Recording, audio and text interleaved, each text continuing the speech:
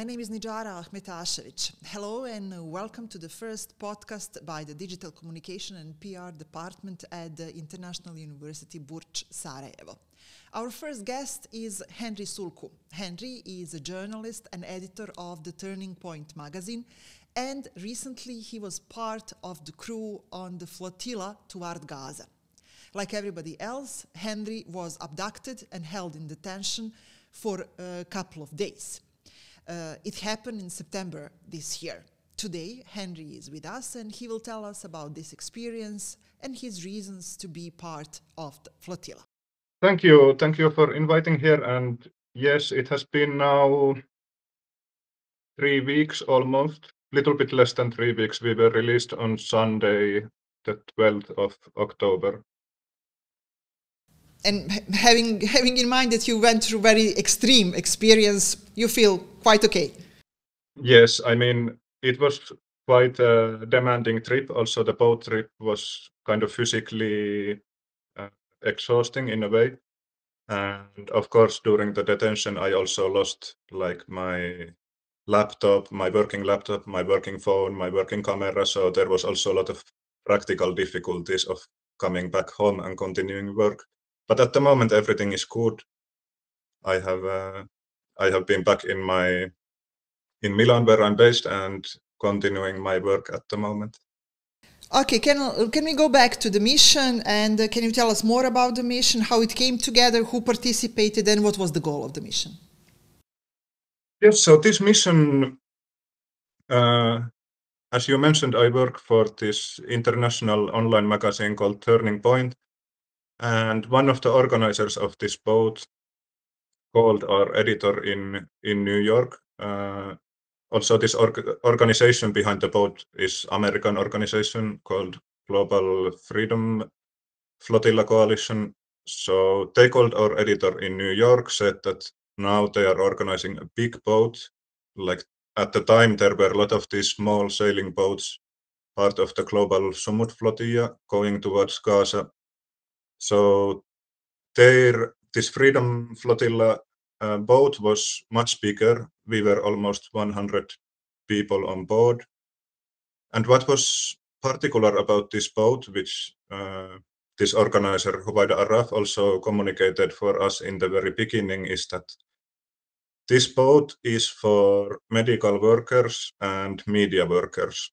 So their aim was to bring media and healthcare workers into Gaza and let us do our work, which we actually should be able to do under normal conditions. International reporters can go to war zone, humanitarian organizations can go to war zones. In the case of Gaza, it was not possible because of the blockade and siege that has been already for 2 decades, and now especially after the October 7, 2023, it has been quite impossible to move in or out.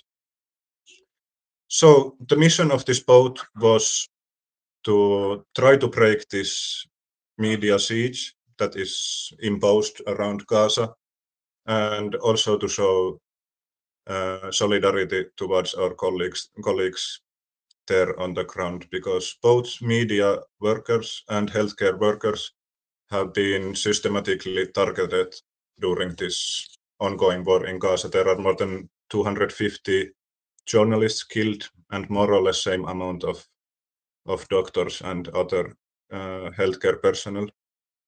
So this was the aim of the boat. It was not so much about humanitarian aid, it was more about providing access for healthcare and media personnel to reach the besieged enclave. Can you take us to the boat, to put it in that way? How was that, and how was day to day on the boat? For how long you stayed there? We stayed roughly 8 days. Eventually we were intercepted in the middle of the night between October 7th and 8th. So as I mentioned, it was a little bit bigger boat, like proper ferry, compared to the sailing boats. But still, we were quite a lot of people, considering the size of the vessel. We were 92 people in the end.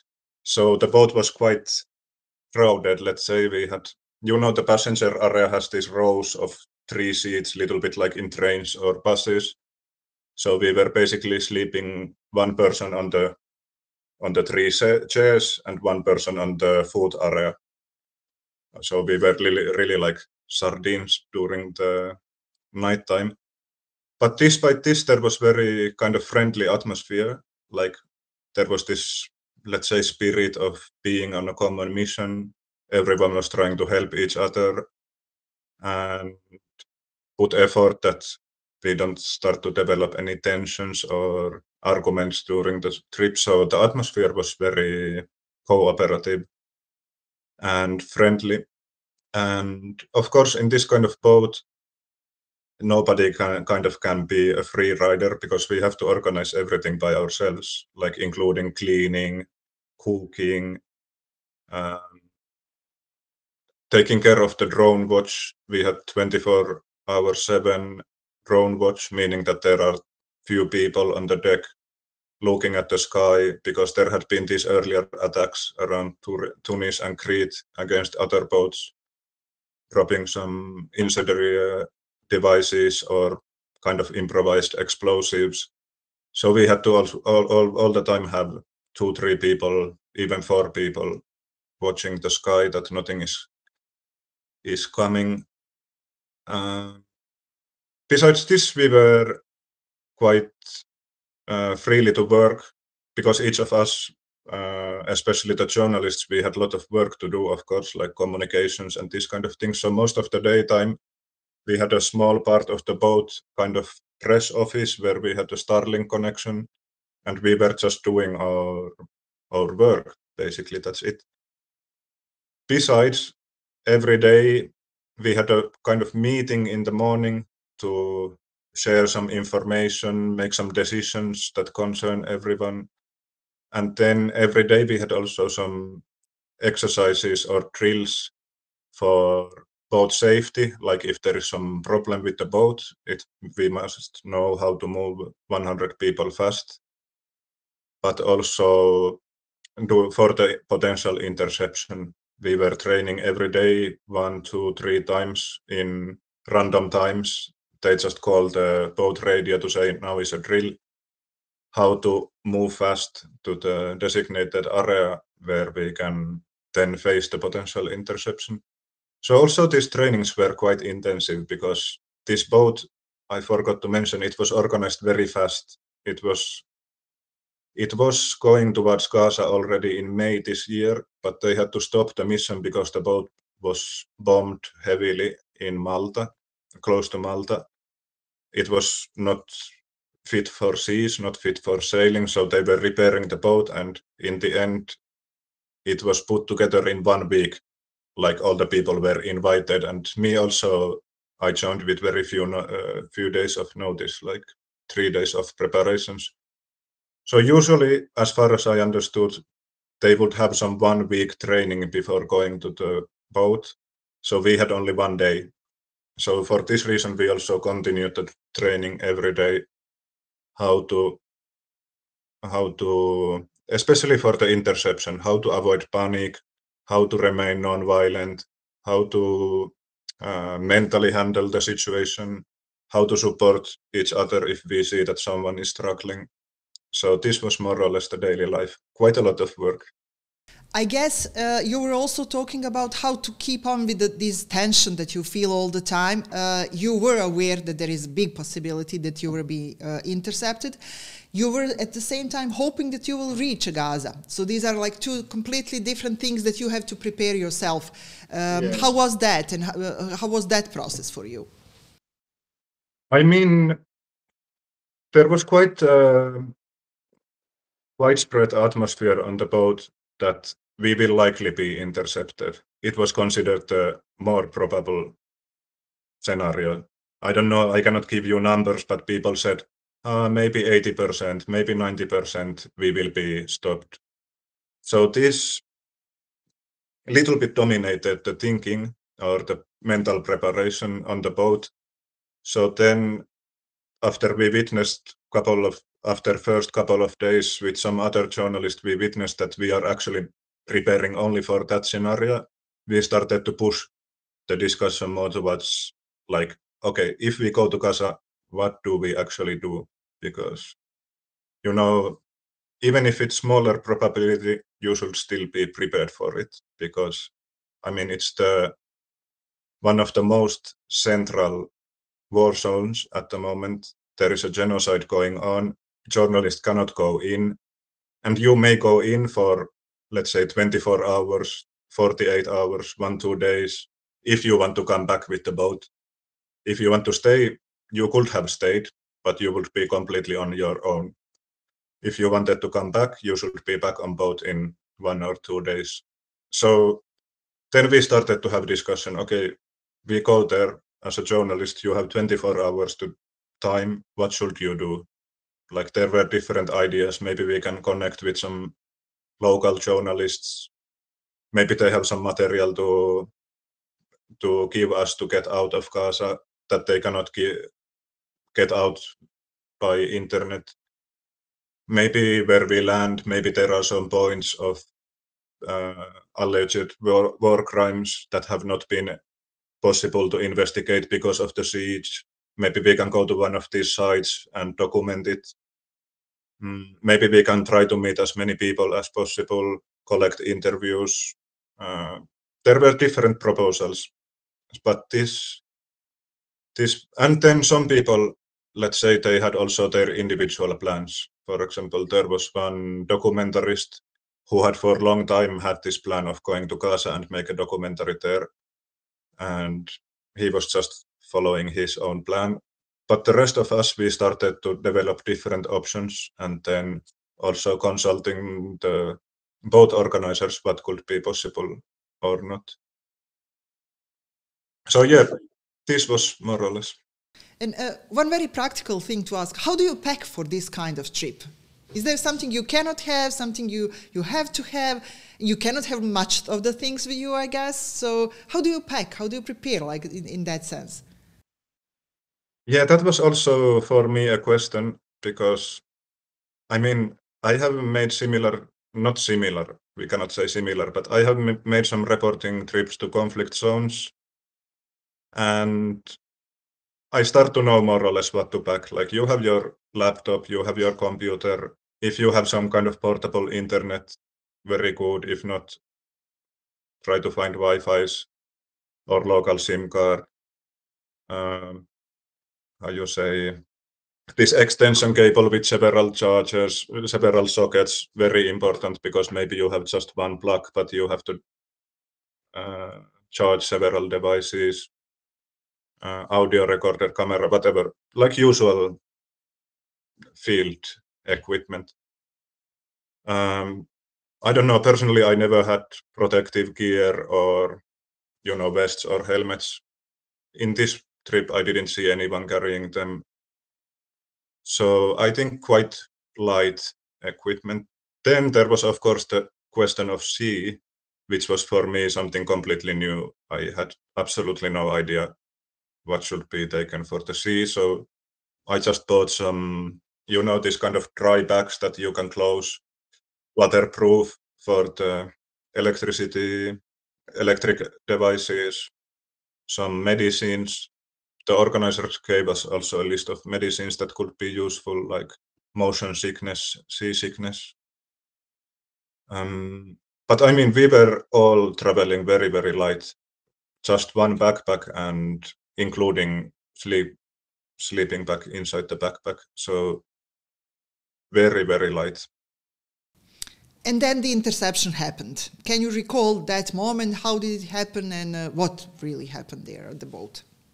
Yes, so the interception happened in the night between December 7 and 8. We actually, on September 7th in the evening around 9 p.m., we entered the so-called danger zone, which is the zone where the Israeli Navy has historically started to stop these boats. Like, this organization that organized this boat was established, I think, in 2008 when the siege of Gaza started, and 2010, if I'm not mistaken, they made their first boat mission towards Gaza. So they have, and ever since they have every year tried to send a boat to Gaza. So they had quite a lot of experience over the years, and they more or less knew where the danger zone starts.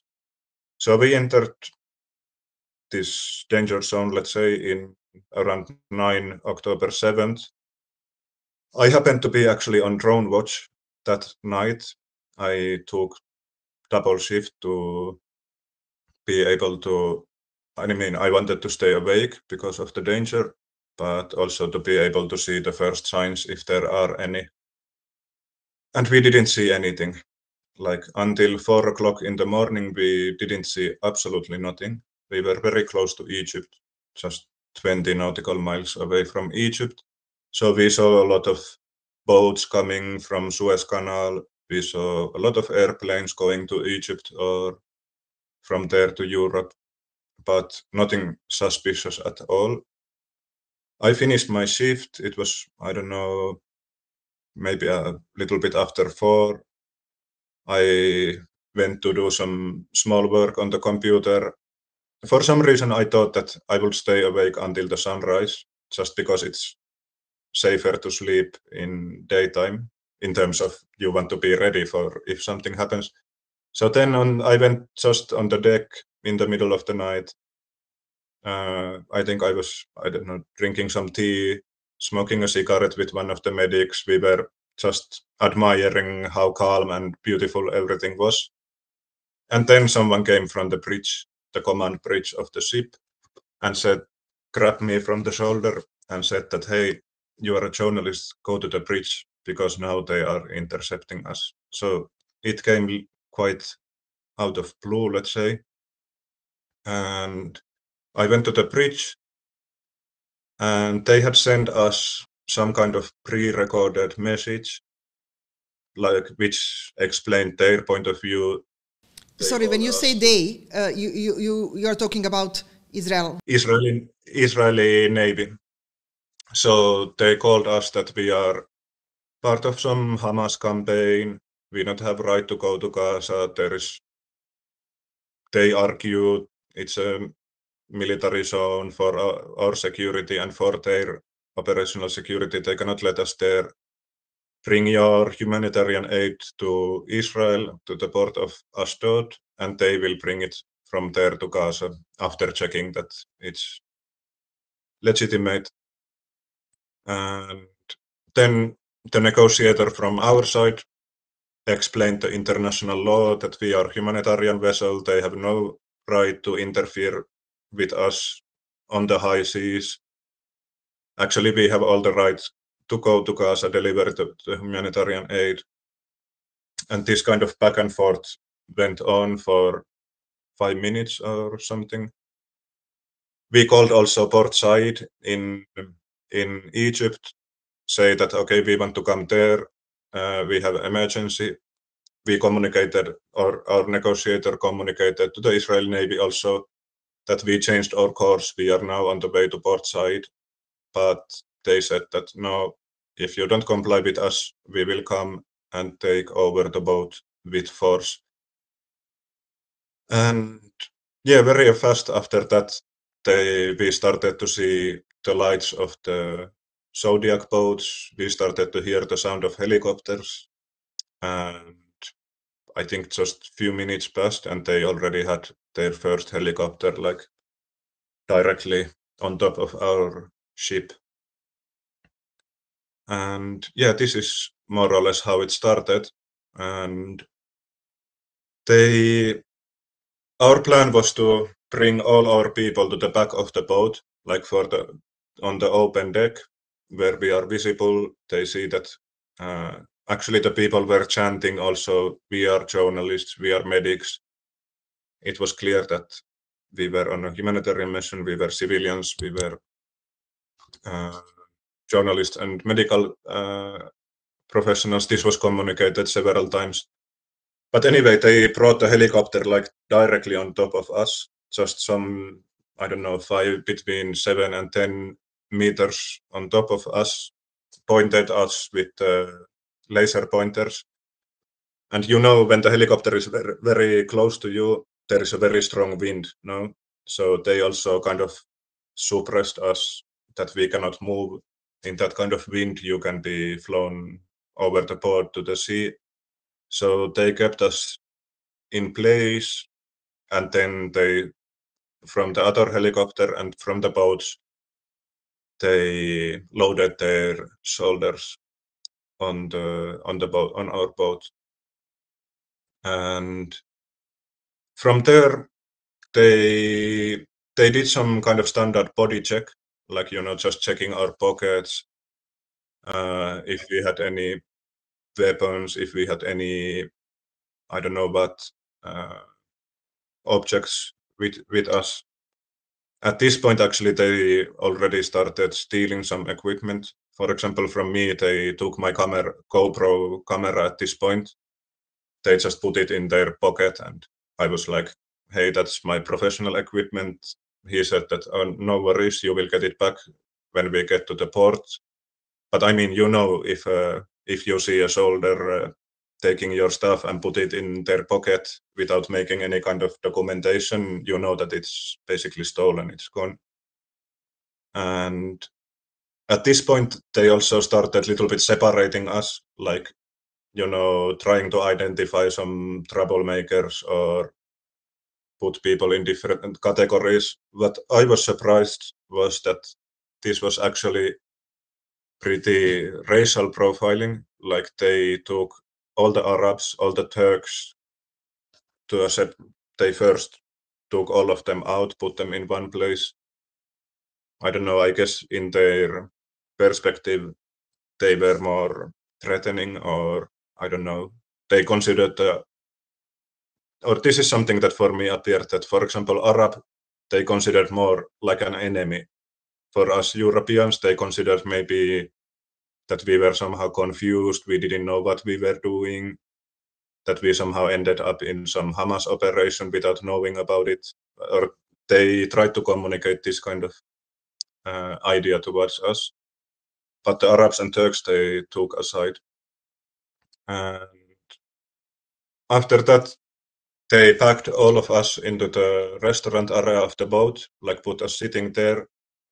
And there we spent the rest of the time on the sea. It took still like full speed, 13 hours to get from the point where we were stopped to Israel.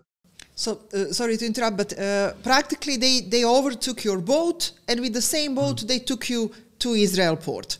Yes, so at gunpoint, they took us all to the restaurant area, put us there to sit, and drove the boat with us still on board to Israel.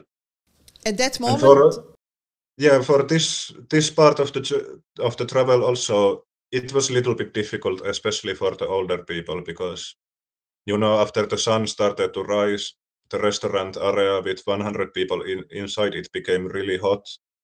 Like, there were, I don't know the exact degree, but more than 30 degrees, maybe 40 degrees heat inside. We were 100 people. Some people were sleeping, some people were kind of fainting.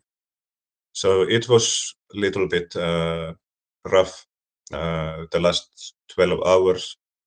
But I have to say, it was obvious that the Israeli Navy had also some kind of instructions not to mishandle us, let's say. Like, when we needed to go to toilet, we could go to toilet. When we needed to do something else, it was more or less like normal treatment. And actually, they also offered like water and food and medics, and they had their cameraman all the time recording these kind of situations. So it was obvious that the Israeli Navy had some kind of instructions to record some kind of propaganda, how well they are treating us during the arrest. And then you are arriving to the Israel port, and what is happening there? Yeah, so this is the curious thing, that during the arrest, when we were at the hands of the Navy, as I mentioned, they tried to do their best for everything to look nice. Actually, many of us, we refused the water and food and so on because we knew that this is they are basically filming a propaganda film, and many didn't want to participate in this kind of propaganda setup. So, but then when we arrived at the port, the situation changed actually completely. Like from this propaganda effort, they actually even kind of make jokes that welcome to Israel, now you will see.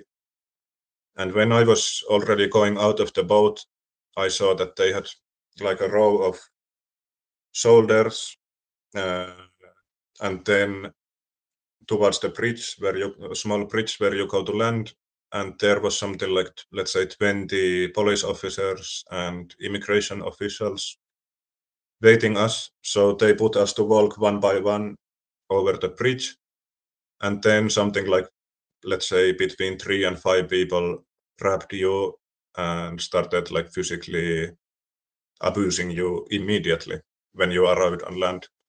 So for some people like myself, they took my hands, they put them behind back, forced the head towards the ground, and walked me from there. Other people, they just beat immediately on the spot, like 5 or 6 immigration officials, just a kind of group assaulted, and then brought us one by one from there. And they put us in this kind of, I don't know, parking lot type of thing, kneeling on the ground. There was a lot of Israeli flags everywhere. There was some kind of music playing, I don't know what, because it was in Hebrew. There was a crowd of people taking photos and selfies about us. No, they were uniformed. So I believe most of them were like immigration officials. And yeah, at this point we were like 80 people kneeled on the ground like cattle. Also, for example, in front of me was an older woman, Veronica O'Keefe from Ireland, like retired for professor of psychology. She really struggled to stay 1 hour on her kneeling on her knees, and they were obviously picking up on her because every time she tried to change her position, they came, forced her head on the ground, insulted her. So this was a little bit strange episode. It lasted like 1 hour. Maybe some of you have seen also these videos from the Global Sumut Flotilla, where the Minister Ben Gvir also goes to insult the flotilla people. So it was this same place, and seemed like completely irregular procedure just for some other propaganda purposes. And then in the port, we went through, after that strange humiliation procedure, we entered a more normal border control. Like in the port, they treated us, let's say, a little bit like what they call illegal immigrants. Like this was also what they accused us, that we illegally entered Israel, which was kind of ridiculous because we were on Egypt. They took over our boat, they brought us to Israel, and then they accused us of illegally entering Israel. So then they put us in strip searches, they go through our backpacks, they throw all your stuff away. I think similar treatment like many immigrants also face if they are caught in different borders. Also here in Europe, like very typical, like slightly humiliating, slightly aggressive. They treat your personal belongings like they are trash. If it's not money, they will just throw it away. If it's not passport, they will just throw it away. I lost basically everything, all my clothes. When I finally got out of Israel, I just had my passport and money. Everything rest was gone during these different processes. And yeah, in this manner we entered through the border control. They took our fingerprints and passports, also put us in the system, and from there this was also actually the only moment where we could see lawyer. That there was one desk where they informed us that you have illegally entered Israel, and you can either appeal to how you say fast, or you can sign a document that okay, I just want to get out. Like I don't need to even see a judge. I just want to get out. Or if you don't sign, they put you, they hold you until you see the judge, who gives more, how you say, extends the detention, and eventually you will be kicked out. But in any case, you will be kicked out. Seeing the judge is mainly whether they can hold you more than 72 hours or not. So we after this border process, they put us in a kind of small van, blindfolded, handcuffed, and from there we went to prison. And they took you to the same prison where they usually take Palestinian prisoners? Or it's a different kind of like facility that you were taken to? Absolutely. We were taken to the Siot prison in the Negev desert. I think it's the biggest prison in Israel. Definitely the main facility where Palestinians are held. Like what I could understand, I saw only very little portion of the facility, but what I understood, it's like a proper concentration camp, like makeshift facilities. It's more than 400,000 square meters. It's like a huge facility. There are something like, at the time when we were detained, there were something like 11,000 Palestinians imprisoned, and something like almost half of them in this particular facility. Did you have a possibility to see them, any of the Palestinians there? No, I mean, it's a combination, because as I mentioned, on the other hand, it's like makeshift facilities. On the other hand, it is a high security prison, where also, how you say, accused or alleged terrorists may be held, or like more very, very high security prison. So it's easy for them. I mean, obviously they didn't want us to get in contact with Palestinians, and in that kind of setting, it's very easy to organize. We were in our own place. We couldn't see. We saw maybe 1% of the overall facility. Just the corridor where our cells were located. I listened to one of the interviews you gave to other media, and you mentioned that in the place where you were held, you could hear the bombings from Gaza. That's very surreal experience also. So you were quite near. Absolutely, because this prison complex it's very close to the border with Egypt and very close to Gaza.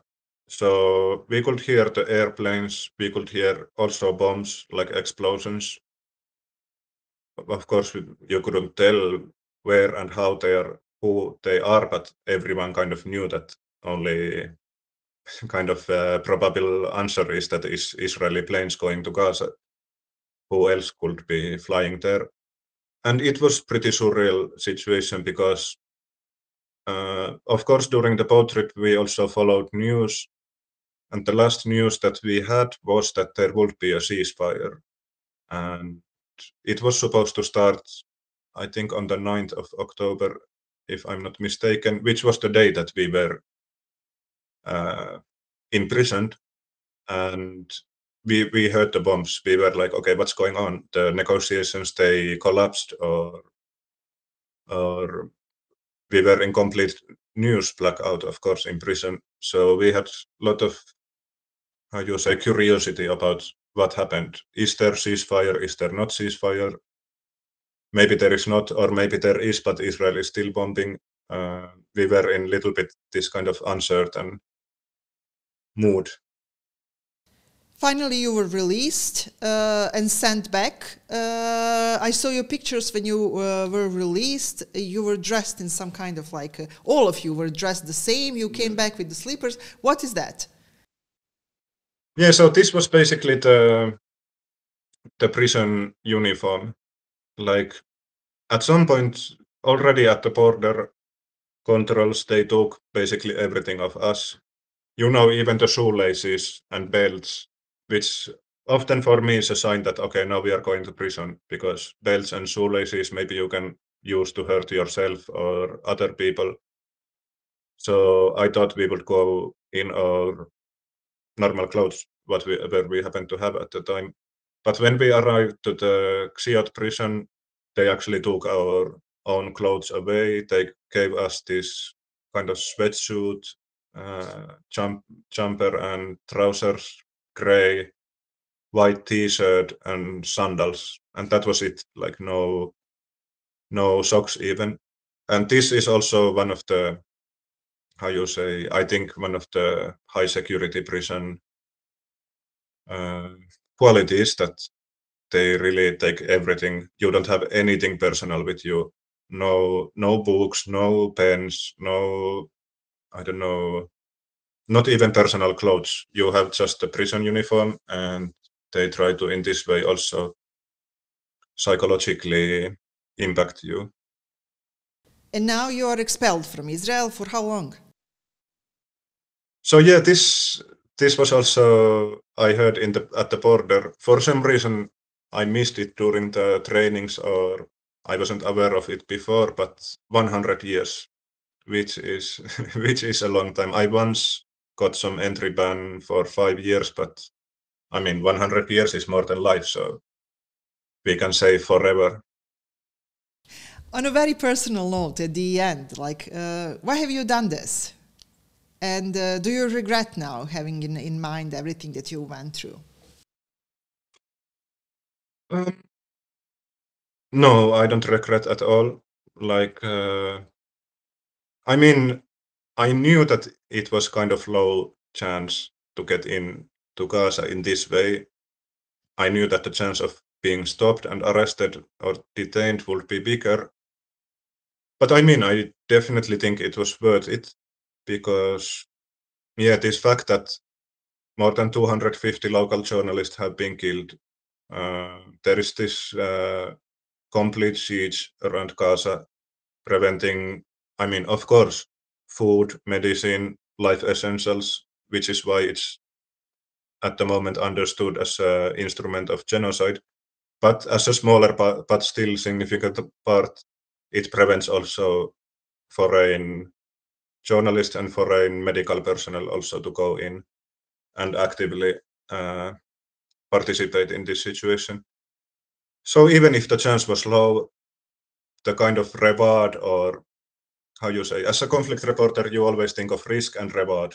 You have something that you want to achieve, and then you think what you are willing to risk, what kind of risk you can take for that level of potential achievement. So in this case, I think it was absolutely worth it. Like a small, so the likely scenario was not death. It was not. I mean, there was maybe small chance of death. Maybe there was little bit bigger chance of long detention in Israel, but the biggest probability was, as it happened now, that it will be short detention and deportation. So I think it was definitely the worth it. I have no regrets about this. Would you do it again and break these 100 years? Yes, I mean, when I left for this ship, I mean, it happened very fast. It was like 3 days notice. I was thinking that, okay, I can do it. I can make myself there, at least for this time. Maybe there will never be a chance to go to this kind of boat again. But now, with the 100-year entry ban, maybe I will go to boat again, because it seems that this can be the only way. I mean, at the moment, it was already the only way to get in, because Israel controls the border with Egypt. It controls the the sea, also the land with Israeli territory. So this was de facto the only way, really the only way to get in. And maybe for me now personally, it can be also in future. At the end, is there something that you want to say that I didn't ask and that you think it's important and that is missing from the...